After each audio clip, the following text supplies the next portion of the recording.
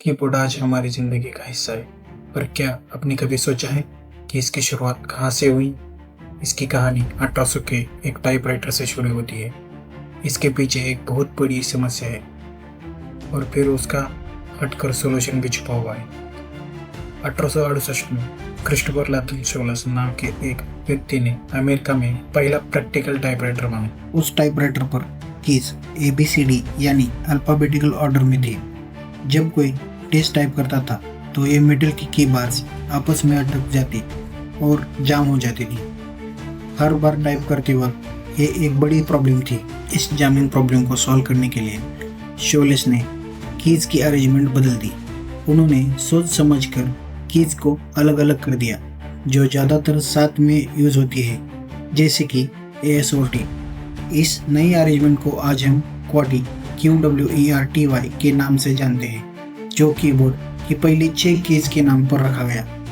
ये लेआउट इतना पॉपुलर हुआ कि आज तक हम उसे यूज़ करते रहे। टाइम बदला और 1961 में IBM कंपनी ने एक नया टाइपराइटर लॉन्च किया, IBM सेलेक्ट्रिक। इसमें कोई भी टाइप बार्स नहीं, बल्कि एक गोल बॉल जैसे पार्ट से टाइपिंग होती थी। इसमें जामिंग की प्रॉब्लम पूरी तरह से ख़त्म हो गई और टाइपिंग स्पीड भी तेज़ हो गई। जब कंप्यूटर आए तो लोगों को उससे बात करने के लिए एक डिवाइस की ज़रूरत थी।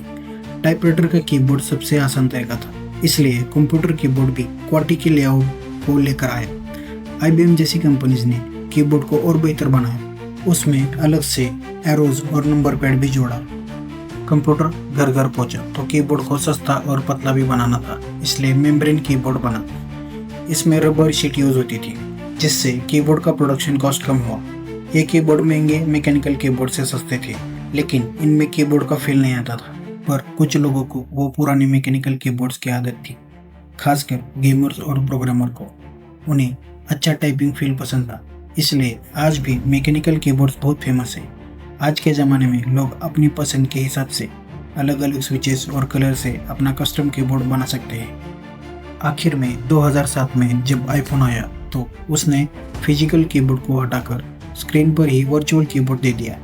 आज हम जगह जगह टच स्क्रीन कीबोर्ड यूज़ करते हैं।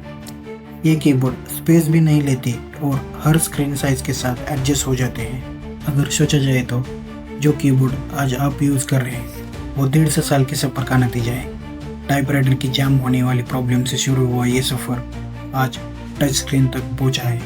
तो अगली बार जब आप टाइप करें, याद रखिए आप एक पुरानी टेक्नोलॉजी की कहानी को आगे बढ़ा रहे हैं। तो ये थी कीबोर्ड की कहानी।